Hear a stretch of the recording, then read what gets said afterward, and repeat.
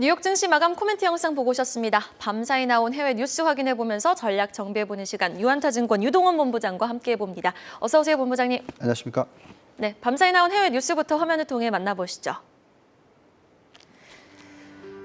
미국의 5월 생산자 물가지수가 전년 동월보다 10.8% 상승했다고 미 노동부가 밝혔습니다. 지난 3월의 11.5%나 4월 10.9%보다는 연간 상승률이 소폭 둔화됐지만 월간 상승률은 지난 4월의 2배로 치솟았습니다.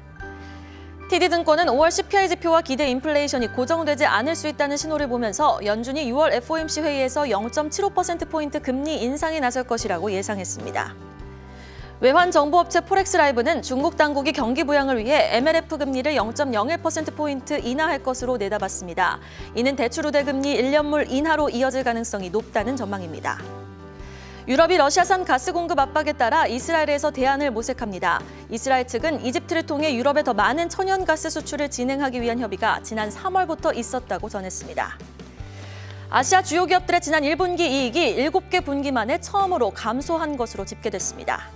마지막 뉴스 보시죠. 블룸버그 통신은 중국의 반도체 생산 장비 조달을 막으려는 미국의 시도에도 해외 반도체 생산 장비 업체에 대한 중국의 장비 주문이 2년 연속 세계 1위를 기록했다고 밝혔습니다. 자, 첫 번째로는 매크로 뉴스 한번 진단해 봐야겠습니다. 밤사이 미국 10년물 국채 금리는 2011년 이후 그러니까 11년 만에 최고치를 기록했고요. 5월 생산자 물가지수 두 자릿수 상승세를 이어갔습니다. 6월 이제 연준의 자이언트 스텝 행보에 무게가 실리고 있는 가운데 경기 침체 가능성도 가중되는 거 아니냐 우려의 목소리가 커지고 있는데요. 어떻게 보십니까? 네, 지금 보시면은 경기 침체에 대해서 이미 상당히 많은 부분이 시장에 반영이 되고 있다라고 판단이 됩니다. 이번 주에 지금 큰 변화가 있었죠. 10년 마이너스 2년 국채 금리 차이가 역전이 되는 현상이 다시 한번 일어났었습니다. 차트를 한번 보시면은요, 일시적으로 올해 연초에 있었지만 또다시 올라갔다가 지금 또다시 내려와서 일시적으로 마이너스 7베이시스 포인트까지 내려갔던 그런 이 장단의 금리 차입니다. 지금 현재는 0.03, 0.04 정도, 3에서 4베이시스 포인트 정도까지 다시 확대가 되긴 했습니다만 이렇게 빠르게 이 역전이 됐다라는 것은 미 연준의 스탠스가 인플레이션을 잡기 위해서 급격하게 금리를 올릴 것이다라는 예측으로서 이 단기 금리가 빠르게 급등을 했기 때문에 나타나는 현상이다라고 말씀을 드리겠습니다. 지금 오는 6월 15일 날 미 연준이 금리에 대해서 빅 스텝이 아닌 자이언트 스텝, 그러니까 빅 스텝을 0.5%라고 생각을 하고요. 자이언트 스텝을 0.75%라고 계산을 한다면 0.75% 인상할 가능성이 상당히 많이 높아졌다라는 것이 나오고 있습니다. 지금 CME 그룹에서 나오는 내용을 보시면 지금 현재 90% 이상의 전망이 75bp 인상에 대해서 나오고 있습니다. 이게 일주일 전만 하더라도요, 정반대 현상이었던 0.5%가 96%였고요. 이게 3.6%였었으니까 정말 크게 변했다라고 보시면 되겠습니다. 자, 이렇게 빠른 긴축에 대해서 예상을 하고 있기 때문에 이에 따라서 10년 마이너스 2년 국채 금리의 차이가 역전이 되었고, 이에 따라서 조만간 경기 침체가 오는 것이 아닌가 하는 우려가 있습니다. 장단기 금리 차가 역전이 되고 나서 경기 침체가 오는 이유를 생각해 보시면요, 여신 증가율, 즉 대출 증가율이 급격하게 하락할 수 있는 가능성이 생기기 때문에 그렇습니다만, 지금 현재 시점에서는 아직까지도 대출 증가율이 연간 단위로 9% 이상이 나오고 있어서 급격한 경기 침체는 나오지는 않을 것 같습니다. 그렇지만 이 도표를 한번 보시면은 장단기 금리 차가 역전이 되고 나서 보통 평균적으로 약 19개월 이상 지나고 나면은 경기 침체가 오는 그런 케이스가 되겠습니다. 물론 마지막에 있었던 2019년 8월 이때는 코로나19 때문에 인위적으로 만들었던 거고요. 그것을 제외하고 나서 5번의 평균값을 내보면 21개월 정도가 나옵니다. 그렇다라는 것은 경기 침체가 일어나는 시기가 2024년 상반기 말쯤 되지 않을까 이렇게 예측이 되는 것이고, 시장은 그전 6개월 전까지는 다시 상승할 수 있는 여건이 될 수가 있다라고 생각을 합니다. 지금 금리 인상 속도가 빨라질 때는 시장이 올라가긴 어렵지만 그 속도가 떨어지게 되면, 즉 이번에 0.75% 하고 7월 달에 0.5% 떨어지게 되면 그때는 어느 정도의 상승 모멘텀을 탈 수가 있다고 생각을 합니다. 그렇지만 여전히 지금 시장 방향성에 대해서는 금리와 인플레이션 때문에 참 찾기가 어렵고요. 그렇기 때문에 방향성 투자보다는 델타 투자, 즉 종목 선별이 중요하다는 말씀을 계속 드리고 있습니다. 오히려 아예 이번에 6월 FOMC에서 자이언트 스텝을 해버리고 7월 FOMC 회에서 빅스텝이 이루어지면은 7월 달에 오히려 상승 모멘텀이 이루어질 수 있다라고 말씀을 해주셨습니다.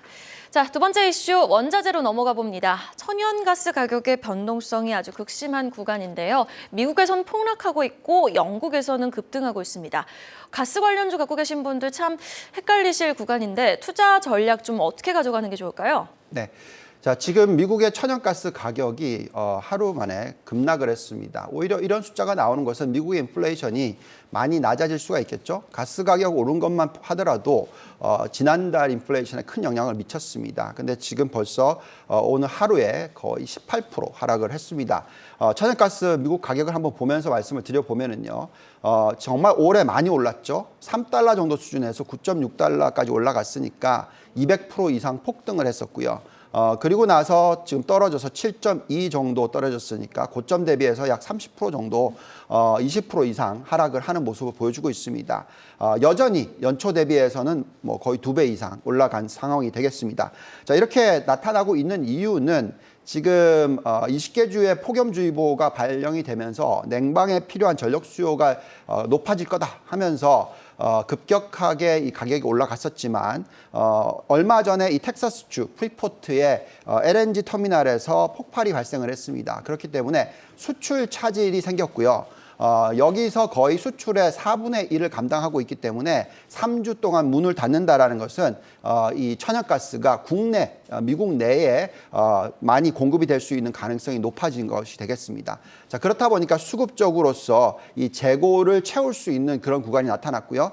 그 재고의 지금 수준과 5년 평균 사이의 격차가 많이 좁혀지고 있다라는 뉴스가 나오면서 가격이 폭락을 했다라고 말씀을 드리겠습니다. 자, 이렇게 되면은 전체적으로는 미국의 인플레이션 숫자는 좀 낮아지고요. 안정을 찾는 가격이 나올 겁니다. 반면에 이유를 한번 보시면은 급격하게 폭등을 했다가 다시 떨어졌었지만 최근 들어서 프리포트 이 이슈가 나오면서 하루 만에 30% 급등을 하는 모습이 나오기도 했었습니다. 계속적으로 비추 관련 노력이 좀 지연될 수 있다는 부분이 있겠고요. 그러면서 가격이 계속적으로 높게 유지가 될 수 있다라고 판단을 하고 있습니다. 자, 이렇게 보시면은 전체적으로 어쨌든 작년 대비해서 큰 폭의 상승을 한 가스 가격입니다. 이에 따라서 유가와 가스를 다 수출을 하고 있는 미국에 관련된 기업들에 대해서 관심을 가지는 것은 적절하다라고 판단하고 있고요.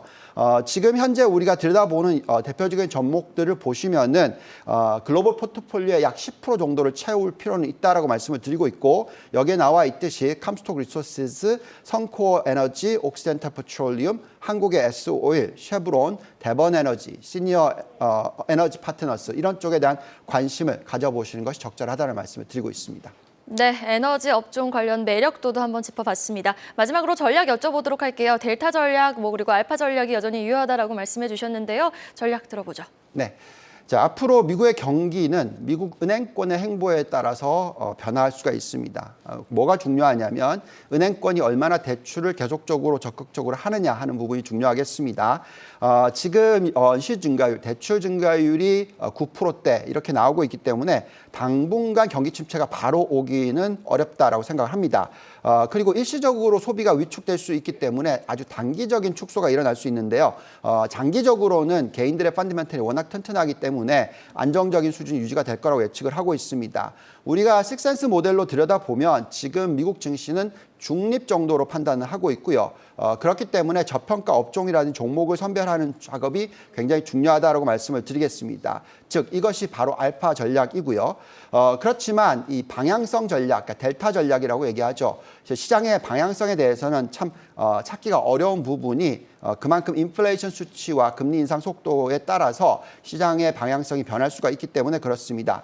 그렇지만 지금 이미 크게 하락을 했고 적정 가치 대비해서 거의 10에서 20% 정도 디스카운트에 지금 거래가 되고 있기 때문에 이럴 때는 주식을 던지고 도망가기보다는 종목 선별이 중요하고요. 지금 은행권의 가계대출 추이를 한번 보시면은 여전히 굉장히 높은 증가율이 일어나고 있기 때문에 경기가 안정적으로 흘러갈 수 있는 부분에 대해서 생각을 하시고 종목 선별을 여기에 맞춰서 하는 것이 좋겠다라고 말씀을 드리겠습니다. 네, 수요일 글로벌 투자 뉴스 유한타증권 글로벌 자산배분 유동환 본부장과 함께 정리해봤습니다. 오늘 말씀 고맙습니다. 감사합니다.